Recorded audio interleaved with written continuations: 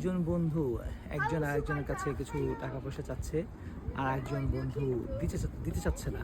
এই জন্য যে চেয়েছে সে মন খারাপ করে ফেলতেছে। তো এর মধ্যে পাশ থেকে আর একজন ভাই, সে বয়সে ছোট হলেও বলে ফেললো যে আপনার সাথে তার কিসের সম্পর্ক, টাকার সম্পর্ক নাকি আপনাদের ব্যক্তিগত সম্পর্ক।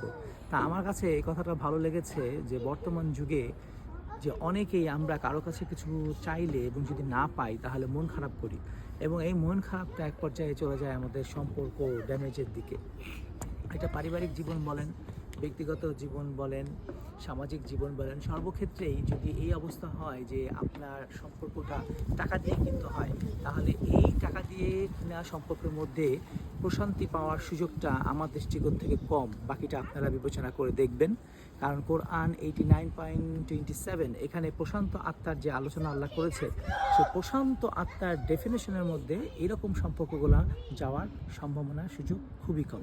এই জন্য আমি বলবো সবাইকে পজিটিভ থাকতে এবং সবাইকে মন থেকে ভালোবাসতে, মুখ থেকে নয়। আসসালামু আলাইকুম।